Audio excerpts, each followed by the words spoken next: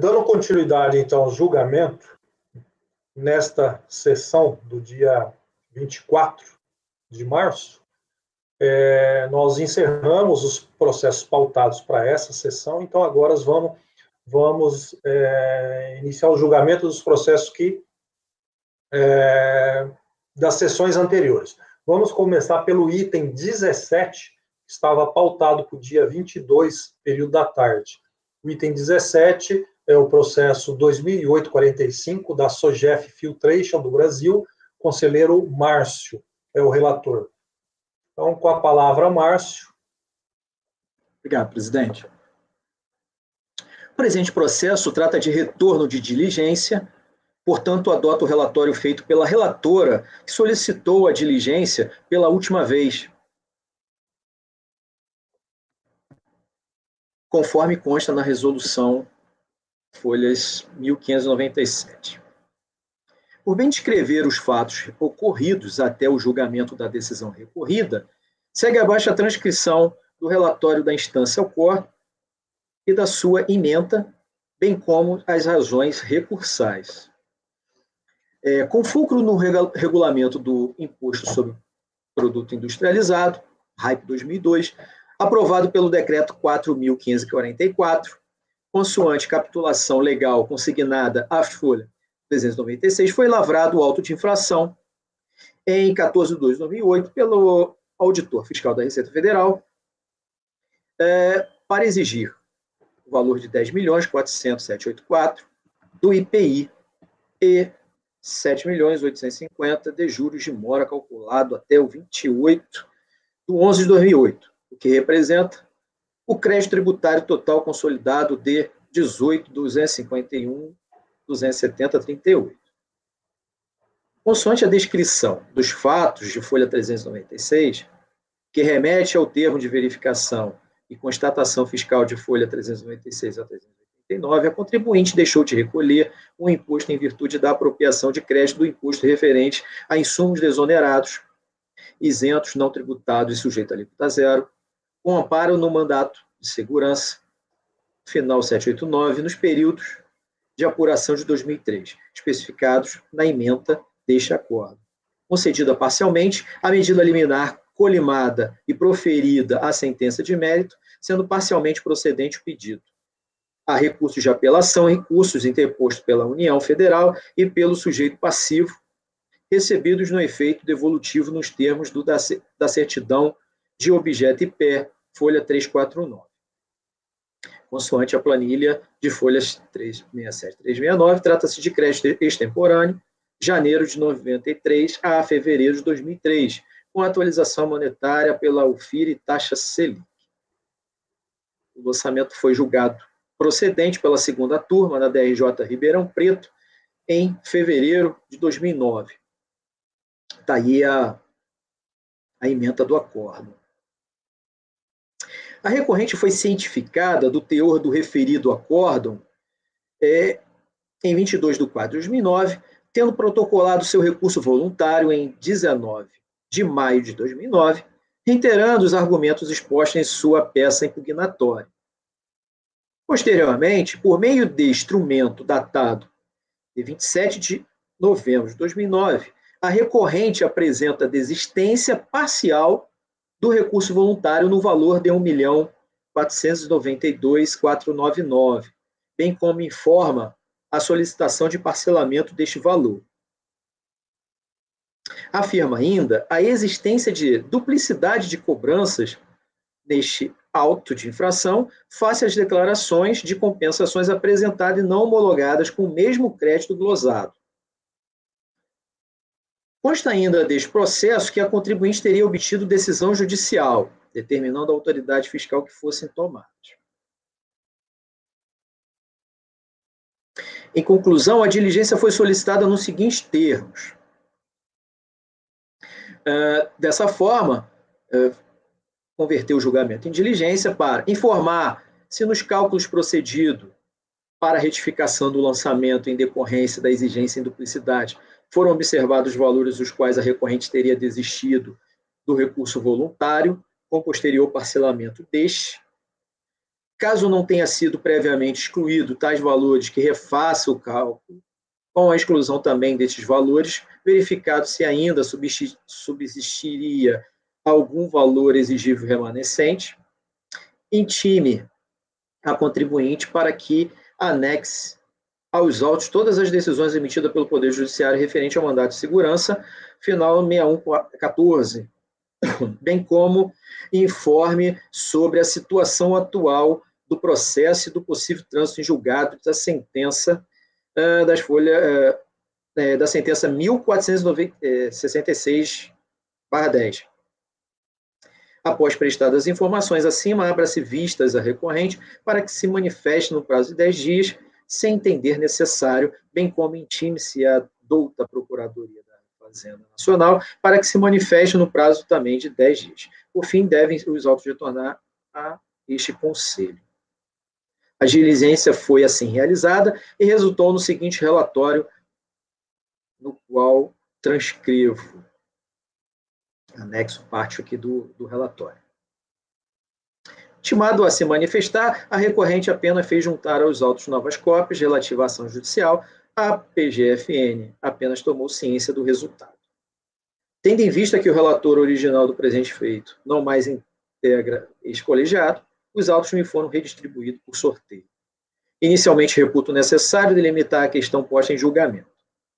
Conforme relatório fiscal, folha 769 e seguinte, a presente ação fiscal foi instaurada para se verificar a legitimidade da utilização de crédito de IPI, objeto do mandato de segurança, final 789, que tem por objetivo o direito à escrituração dos créditos de IPI decorrente das aquisições de insumo, em geral, isentos, não tributados e sujeito à alíquota zero, os quais deverão ser utilizados em sua escrita fiscal na dedução do IPI devido nas saídas tributadas, assegurando-se a compensação com outros tributos federais e o seu ressarcimento na forma da lei.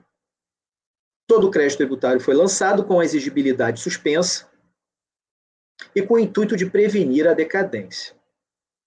O crédito de IPI lançado foi escriturado no livro de apuração do contribuinte. Está aí, recorte do livro de registro de apuração do IPI. Ocorre que, após a remessa dos autos a este CARF, a recorrente apresentou petição de renúncia parcial, folhas 1014 e seguinte, renunciando ao crédito no montante de R$ 1.462.499. Dos fatos narrados na referida petição, depreende-se: o crédito tributário lançado corresponde às glosas de crédito extemporâneo de IPI registrado em livro fiscal.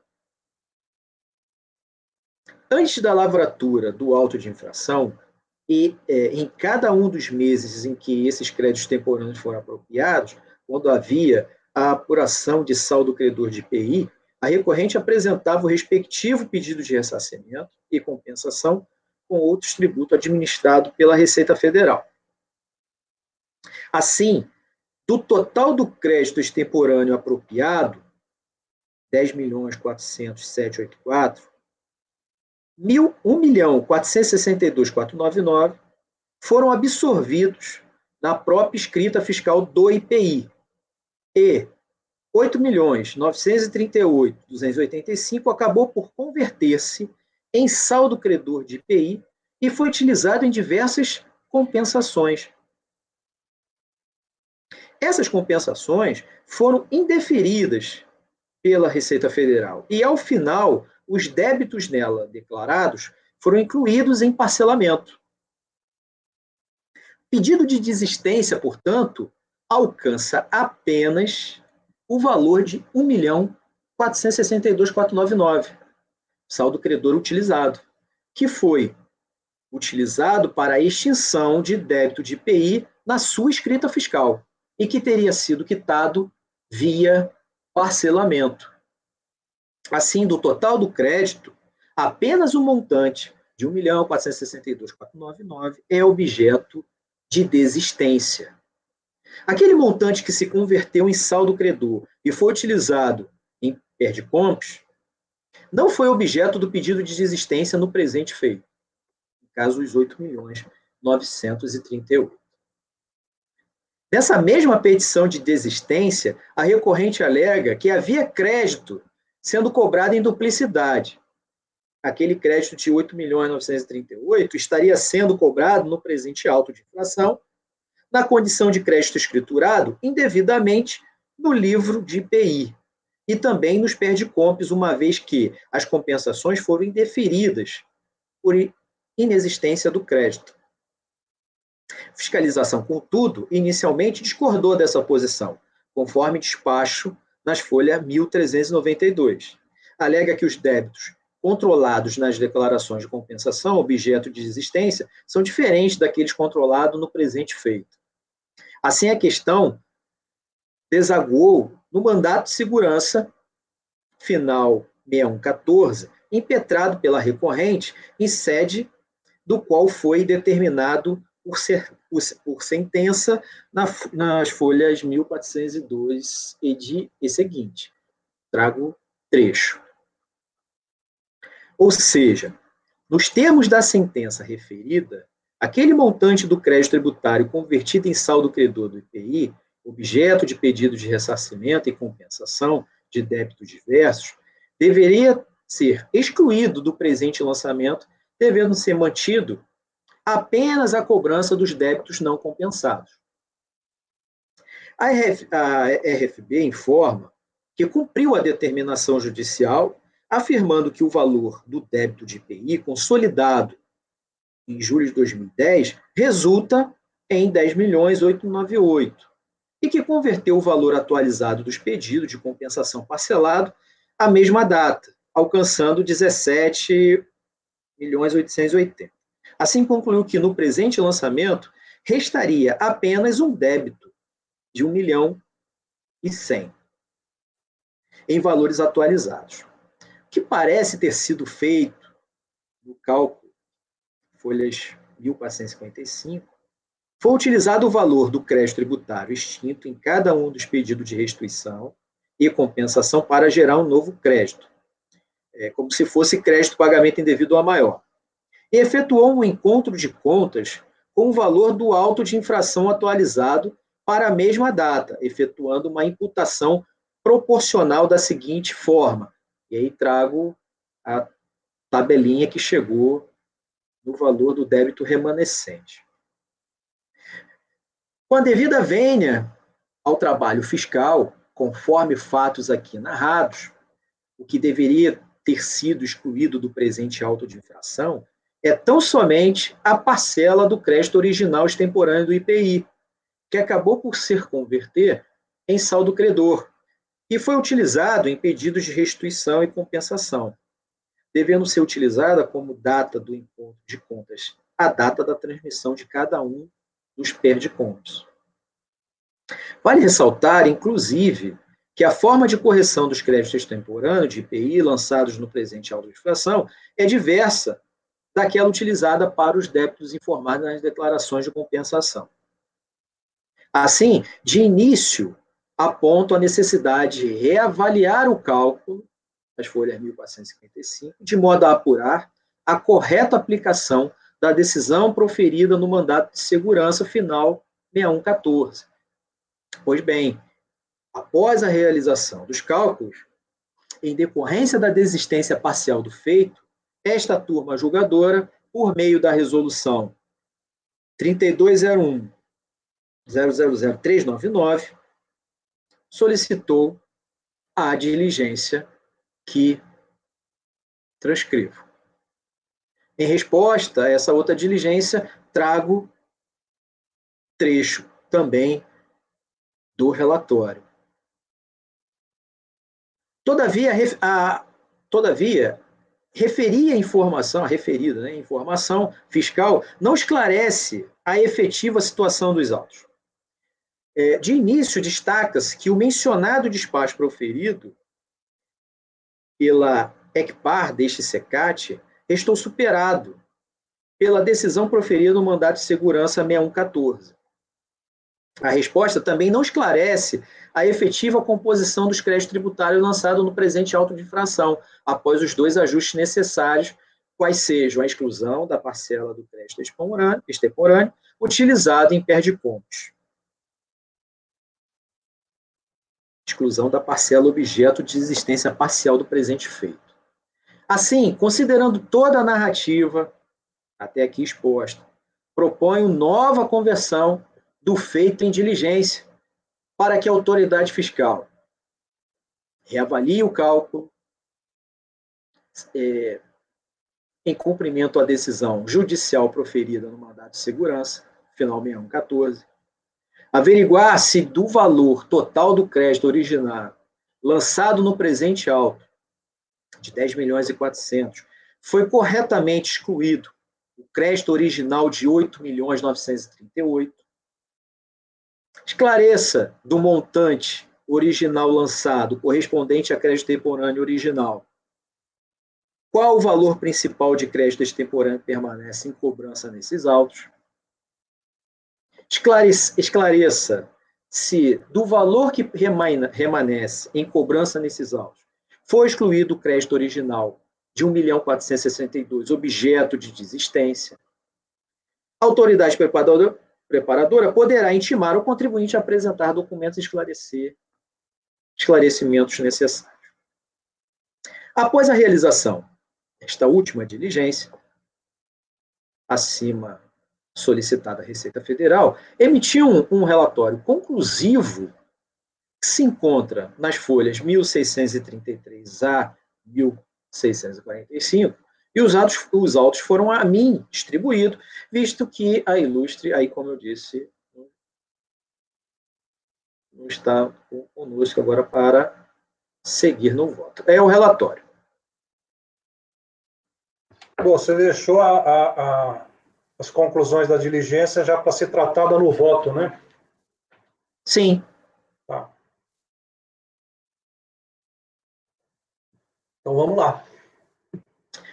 Conforme minucioso relatório acima apresentado, a questão que ora se apresenta é a análise do retorno de diligência, no qual se buscava apurar o exato valor eventualmente ainda devido pelo contribuinte, face à sua desistência parcial de determinados créditos e a decisão judicial do mandato de segurança final 6114.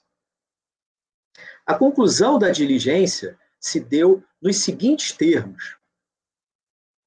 Como resultado da demanda requisitória determinada na Resolução 3201/001-320 da segunda Câmara, primeira turma ordinária da terceira sessão, reavaliando o cálculo de folhas 1455 e seguinte, com base na decisão judicial exarada no mandato de segurança, final 6114, que determinou que se excluísse do presente lançamento os valores objeto dos perde-compras formalizados nos processos administrativos finais 2003-24, 2006-13, 2007-12 e 2006-68, apuramos que restou um saldo remanescente de R$ 1.462.499 a ser exigido no processo administrativo final 2008-45, este processo. Está aí o quadro com os valores lançados. O valor remanescente de R$ 1.462.499 poderá ser suspenso pelo parcelamento do débito, conforme está sendo alegado no pedido de desistência. Da manifestação do sujeito passivo, o contribuinte anexou, em 14/10/2019, a comprovação do parcelamento do débito, efetuado no processo 2009, final 2009-01, argumentando a sua extinção pelo pagamento. Era o que tínhamos para relatar. Então, foi essa a conclusão da diligência. Diante o exposto, penso que andou bem este colegiado em preservar, em uma nova proposta da resolução, da busca de ter um julgamento comedido, dado que é o que se pode extrair do resultado da diligência fiscal, seja com base na decisão judicial exarada no mandado de segurança, afastando a duplicidade de cobranças neste auto de infração, face às declarações de compensação apresentada e não homologada com o mesmo crédito glosado, seja em relação ao valor remanescente de R$ 1.462.499, face à comprovação do parcelamento do débito efetuado no processo administrativo final 2009-01. Por essas razões, não se justifica a manutenção do auto de infração para o lançamento do crédito tributário exarado. Diante do exposto, voto por dar provimento ao recurso voluntário. É como eu voto.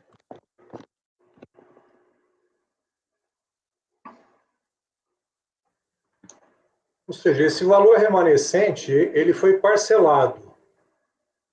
Isso.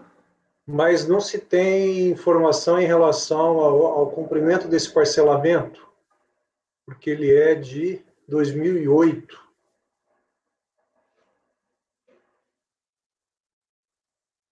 Ah, não, está aqui. O contribuinte anexou a comprovação do parcelamento. Foi o lado administrativo. Final, do processo 2009-01. Isso. Que é a conclusão. Tá. Isso, que é a conclusão da diligência. Certo. E o valor já se encontra extinto totalmente? É determinação judicial, né? É. Ok. Elcio? Que rolo, hein? Nossa, acompanha o relator. Pedro? Acompanho. Mara? Acompanho o relator. Arnaldo? Leonardo? Acompanho. Vai, Arnaldo. Com o relator. Laércio? Acompanho. Eu também. Então, por unanimidade de votos, deu-se provimento ao recurso voluntário. Esse foi o item 17 da pauta, que seria da segunda-feira. Próximo item, 18, processo 2017-41, Companhia Dorel do Brasil, Produtos Infantis, relatoria do conselheiro Laércio. Esse processo, ele submetido a julgamento em fevereiro, ele saiu em vista para o conselheiro Elcio. Na ocasião, o relator voltou para anular a decisão da DRJ para que outra fosse proferida, enfrentando os argumentos sobre a cobrança do adicional de COFINS e importação. Então, com a palavra o relator, se possível, um resumo de todo o processo, relatório e voto, e aí depois daria a palavra ao conselheiro Elcio. Bem, no dia, em relação aqui, era uma manifestação de conformidade, que a contribuinte falava sobre a majoração do PIS/COFINS, e tinha um ponto que ela colocava em sua redação sobre o adicional do COFINS importação. O que acontece?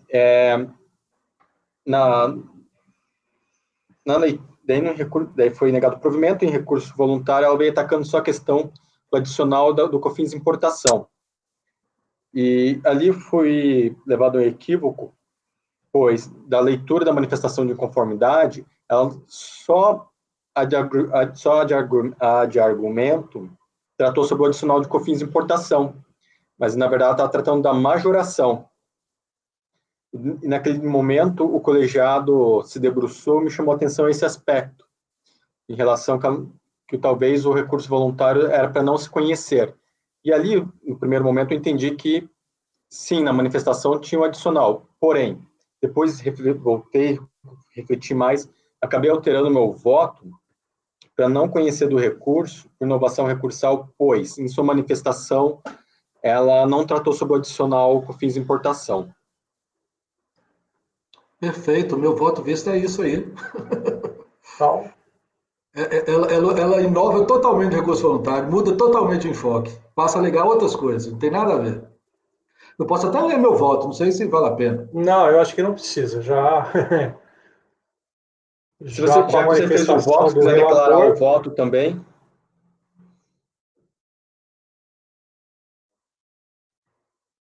Eu acho que você até pode colocar o voto na pasta. O meu já está. Eu Não, pus. o voto Está na vista. minha pasta. Está na minha pasta. Ah, na sua pasta. Está lá escrito vista. Uhum.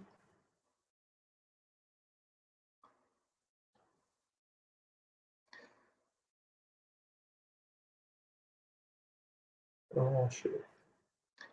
Na manifestação de conformidade, ele deixa claro que não quer o adicional, que o adicional realmente não deve entrar no cálculo do crédito. Aí no recurso voluntário, não, agora eu quero o adicional. Tá, mas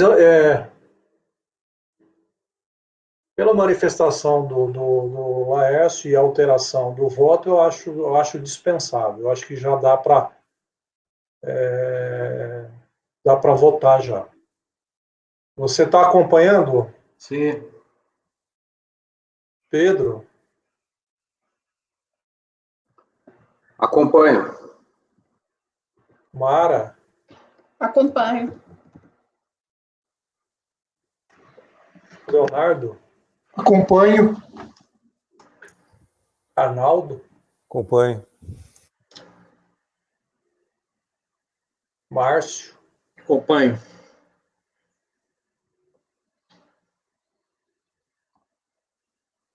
O caso é não conhecer, não é negar provimento, né?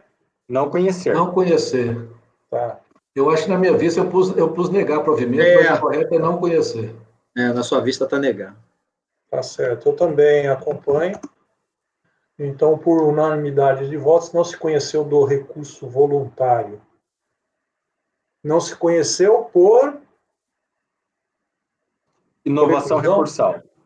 Como? Preclusão ou inovação recursal? Inovação recursal.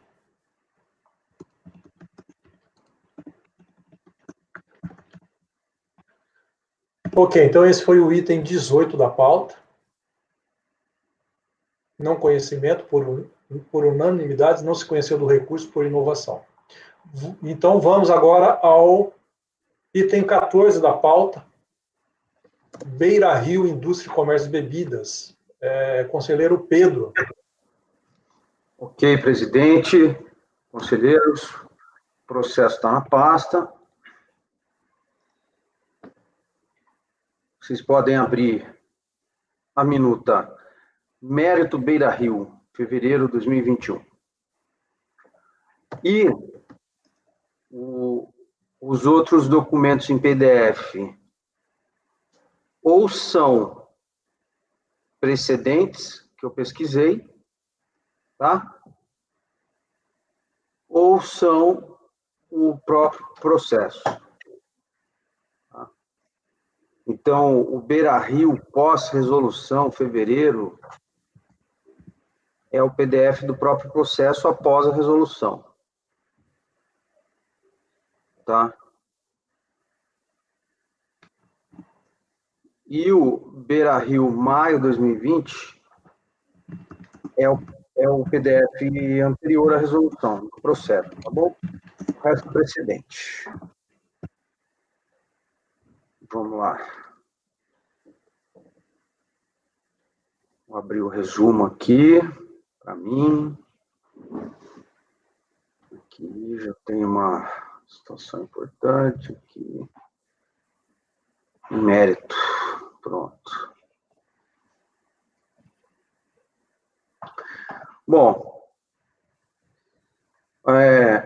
a matéria é sobre a necessidade ou não, tá, da instalação do sistema de medição de vazão, o SMV, de bebida. No caso aqui, na fabricação de refrigerantes.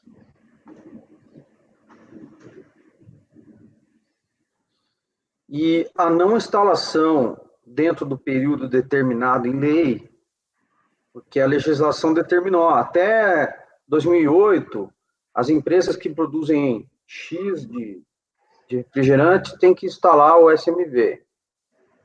Até 2011, as empresas que produzem X mais Y ou X vezes 2 têm que instalar, né? Então, nível de quantidade de produção, tinha uma data lá para instalar o SMV.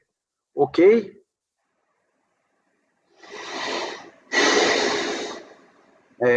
Artigo previsto lá, essas obrigações no artigo 38 da medida provisória. 2138/35/2001.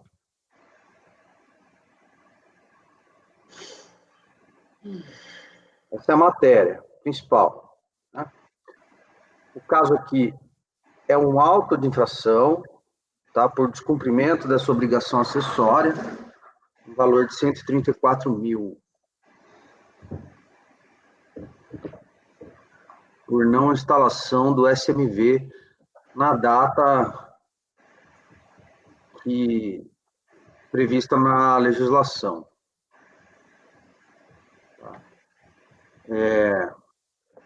Essa é a matéria, tá? Com relação ao trâmite, a gente baixou o processo em diligência, né, quando a gente apreciou o recurso voluntário. A DRJ-PE decidiu pela improcedência da impugnação e manteve o auto de infração. Tá? Então, o trâmite é tranquilo, com exceção aí de que teve diligência. Eu acho que dá para eu passar aqui no relatório aqui mesmo da DRJ. Então, tudo que está aqui no começo eu já falei. Vou pular para a página 2. Ah, não, aqui no final da página 1 do relatório, aqui ainda tem, ó, o artigo 38 lá da MP, né? Fala aqui. A cada período de apuração do imposto, poderão ser aplicadas as seguintes multas: 50% do valor comercial da mercadoria produzida, não inferior a R$10.000.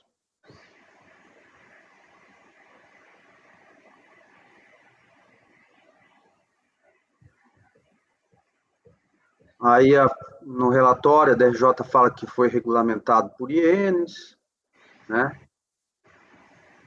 E tá aqui, ó. O artigo 1º da IN 587 de 2005 fala sobre a necessidade de instalação desses medidores, né? Sistema de medição de vazão. Artigo 2º.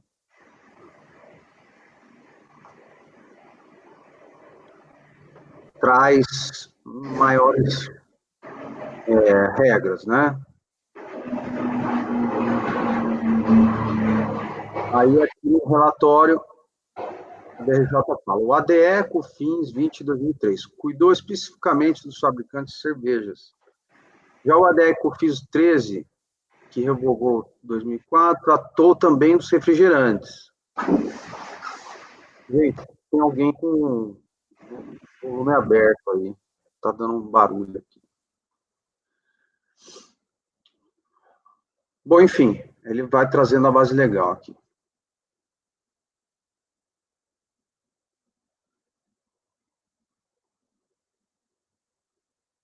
Sobre a obrigatoriedade de instalação, né? Aqui, esse é importante. O artigo 4º, tá? Estou aqui no relatório da DRJ ainda. Desse ADE-COFINS 23 de 2007. Traz aqui as datas, né? Inciso 1, ó. Os prazos para instalação de SMV pelas pessoas jurídicas fabricantes de refrigerantes deverão obedecer os seguintes critérios. Ó. 1. Até 30 de setembro de 2006, para pessoa jurídica cuja capacidade instalada de produção anual seja superior a 200 milhões de litros. Inciso 2. Até 30 de junho de 2008, para as pessoas jurídicas cuja capacidade instalada de produção anual seja superior a 30 milhões. E igual ou inferior a 200 milhões de litros. Esse inciso 2 é o que a fiscalização utilizou para autuar o contribuinte. Ok?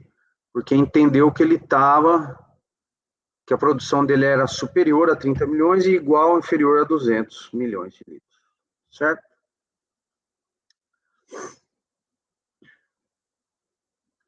Vou pular aqui os artigos, volto para o relatório da RJ.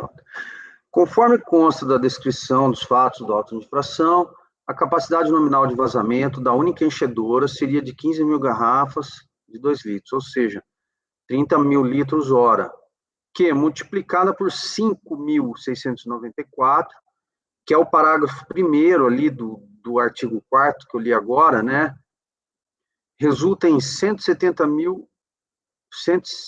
milhões de litros por ano, o que abrigaria o estabelecimento à instalação da SMV, né? Então, ó, se vocês verem o parágrafo 1º do artigo 4º lá, está um pouquinho acima, ele fala assim: para fins do disposto neste ADE, considera-se, para determinação da capacidade instalada de produção anual, o somatório das capacidades nominais de envasamento de todas as enchedoras de cervejas e refrigerantes, classificados na posição tal, da TIP, dos estabelecimentos industriais envasadores da pessoa jurídica e das coligadas, controladas e controladoras, em litros por hora, multiplicado por 5.694 horas por ano, né? Então, você tem que fazer essa soma e multiplicar por 5.694 para determinar a capacidade instalada de produção anual, né? O somatório é das capacidades nominais de vazamento de todas as enchedoras. Isso aqui é muito importante.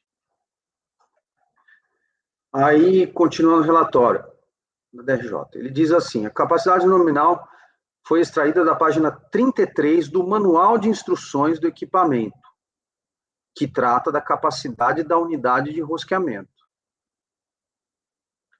Relatam os auditores fiscais o seguinte: que compareceu o auditor tal, que viu que a capacidade nominal acima descrita referia-se apenas à máquina rosqueadeira e não ao equipamento envasador propriamente dito, tá? Lavramos, então, o termo de intimação fiscal, através do qual lhe foi dado prazo de 10 dias, tá? Foi corrigir isso aí, né? Falou que a empresa não apresentou resposta dessa nova intimação. E continua no relatório. Em que pese constar no cabeçalho de folhas 253 os dados técnicos de produção da unidade enchedora de rosqueamento, esta é acoplada à enchedora, através de trem de engrenagens do seu acionamento principal. Videm o item acionamento, no final da mesma folha. Logo, a cadência da rosqueadeira acompanhada da enchedora estão ligadas. Dessa forma, a capacidade nominal de produção da enchedora é a mesma da rosqueadora. Foi a resposta do contribuinte, né? Observa-se que não está informada em nenhuma das folhas do manual a capacidade de envasamento da enchedora. Com base nas informações prestadas pelo contribuinte, arquivos digitais, a fiscalização, então, apurou o valor comercial de toda a mercadoria produzida, aplicando a multa de 50%, lá da artigo 38 da MP. A autuada foi cientificada e apresentou impugnação tempestiva.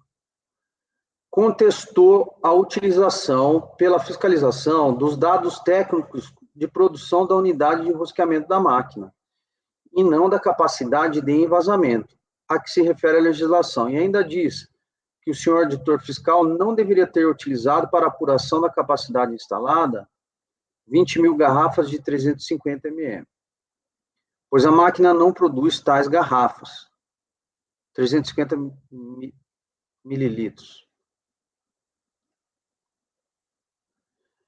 ML, né, acho. informa que a enchedora possui 30 bicos de enchimento e 8 de rosqueamento, e foi adquirida em 1999, sendo que a capacidade de rosqueamento informada no manual de instruções é a de uma máquina nova, e, ademais, que, pela lógica, uma garrafa de 2 litros demora muito mais para ser cheia do que para ser fechada.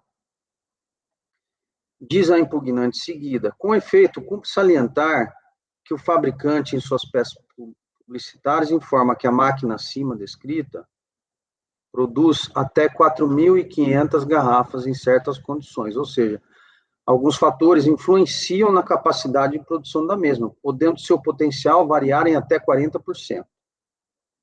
Alguns fatores variam a capacidade da enchedora, líquido gelado levado à máquina, a formulação do líquido, uma vez que as bebidas produzidas à base de caramelo retardam o funcionamento da máquina, o desgaste físico, já que a máquina tem 10 anos de utilização.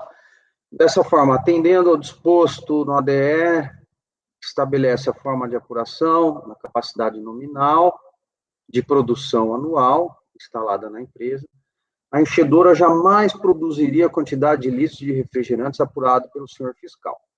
Na sequência, caminhando para o fim aqui, fala do desgaste físico da máquina, de novo.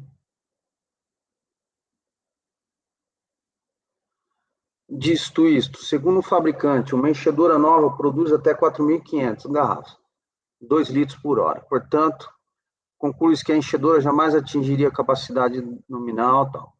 Anexo a sua defesa, um laudo, folhas 196 a 204, resultante de uma perícia realizada por engenheiro devidamente habilitado, que atesta a capacidade de enchedora é de 11 milhões de litros por ano.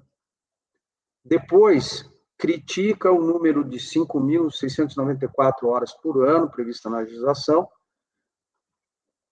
parte da premissa que a empresa trabalha 15,6 horas por dia. E sua jornada legal de trabalho é de 8 horas por dia, e 44 por semana, acordada com o sindicato. E ainda dos que não foram descontados o horário de refeição, descanso dos funcionários, nem tão pouco tempo de manutenção da máquina, quebras, períodos sazonais e outras tantas paradas que são comuns em uma indústria de refrigerantes. Ao final, diz que o senhor fiscal deveria ter definido uma unidade de tempo e apurado quantas garrafas efetivamente a máquina produziu naquele mar. E pede que o auto de infração seja considerado improcedente. Caso esse não seja o entendimento... tá. Aí conclui, né? Foram os pontos alegados. O DRJ julgou improcedente. A gente baixou em diligência, considerando o laudo pelo contribuinte, de folhas 196, né? Que a DRJ nem analisou o laudo do contribuinte, que falou que tinha sido apresentado por um arquiteto, que ele não seria habilitado para fazer isso. Mas a gente, não sei quem vai lembrar aqui, a gente viu que o cara era engenheiro e arquiteto, né? Então, o laudo era pessoa habilitada, sim. A profissão continha as duas qualidades, né? É porque antigamente o título era engenheiro-arquiteto. O meu diploma mesmo é engenheiro-arquiteto. Então, você estava, né, Elcio, no julgamento? Acho que foi até você que falou isso. Foi o dia que eu cheguei. Foi a minha posse, isso aí. Então a gente que falou, não, você tem que considerar, né? Aí a gente baixou em diligência para que a unidade preparadora certificasse a capacidade instalada do estabelecimento da recorrente, nos termos do parágrafo 1º do artigo 4º, lá do ADE, existente entre março de 2006 e junho de 2008, com respaldo em documentos de natureza técnica, comprovando as respectivas fontes, ou em laudo a ser emitido por instituição credenciada da RFB. Considere e compare o laudo apresentado pelo contribuinte, elabore relatório conclusivo. Em folhas 344, intimada pela unidade preparadora, a fabricante da máquina envasadora, tá? A fiscalização, então, intimou a fabricante da máquina envasadora, que apresentou sua resposta, assinada lá por engenheiro e representante legal da empresa. Com base, então, na resposta, a fiscalização anexou-se o relatório fiscal de folhas 3, 4, 5 e concluiu pela manutenção do lançamento. Aí o processo foi novamente distribuído e pautado. Presidente, eu vou pedir 2 minutos aqui que eu preciso ir no banheiro. Pode parar a gravação? Como é que faz? Ou não precisa parar? Não estou ouvindo, presidente. Sem som. Não, melhor interromper. Tá. Você tá, é relatório ainda, né? Acabei no relatório. Acabei o relatório. Não, já está no voto? Não, acabei de acabar o relatório. Ah, sim. Uhum. Ok. Não, é melhor interromper, porque aí a gente já retoma a partir do voto, né?